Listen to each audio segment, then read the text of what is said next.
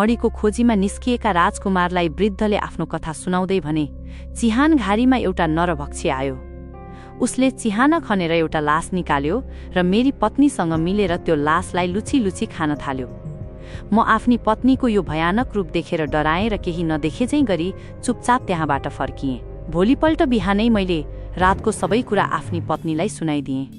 यो सुन्ने बित्तिकै उनी रिसले चुर भइन् र आफ्नो जादुई विद्याले मलाई कुकुर बनाइदिइन् अनि कुटपिट गरेर घरबाट निकालिदिइन्। म भौतारिँदै एउटा व्यापारीको घरमा पुगेँ। व्यापारी धेरै दयालु थिए, मलाई खानका लागि केही न केही दिइरहन्थे, त्यसैले म उनकै घरमा बस्न थालेँ। एक दिन मैले देखेँ कि उनकी पत्नी मध्यरातमा सुटुक्क घरबाट निस्किएर एउटा बगैँचामा पुग्छिन् जहाँ उनको प्रेमी आउँथ्यो। दुवैले प्रेमपूर्वक कुरा गर्थे र सम्बन्ध बनाउँथे अनि बिहान हुनु अघि नै उनी घर फर्किन्थिन्। यो क्रम धेरै दिनसम्म चलिरह्यो। एक रात जब ती स्त्री आफ्नो प्रेमीकहाँ पुगिन्, उनले प्रेमीलाई भुइँमा लडिरहेको देखिन्। उनले उसलाई बोलाइन्, तर उनी केही बोलेनन् किनभने उनलाई सर्पले टोकेको थियो र उनको मृत्यु भइसकेको थियो। यो सबै नजिकैको एउटा पिपलको रुखमा बसेको पिशाचले हेरिरहेको थियो।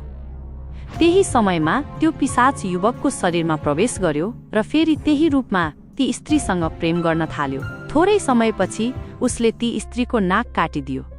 उनी चिच्याउँदै त्यहाँबाट भागिन् र घर आएर देखिन् कि उनका पति मस्त निद्रामा सुतिरहेका छन्। उनी चुपचाप पतिसँगै सुतिन्। केही बेरपछि उनी ठूलो स्वरले रुन थालिन्। वरपरका सबै मानिसहरू भेला भए।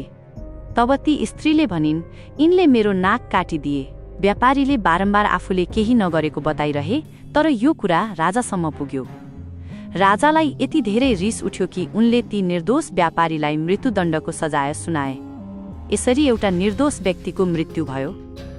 म यो सबै भिडमा उभिएर हेर्दै सोचिरहेको थिएँ कि स्त्रीहरू कस्ता कस्ता हुन सक्छन्। व्यापारीको मृत्युपछि मैले पनि त्यो घर छोडिदिएँ र सहरमा भौतारिन थालेँ।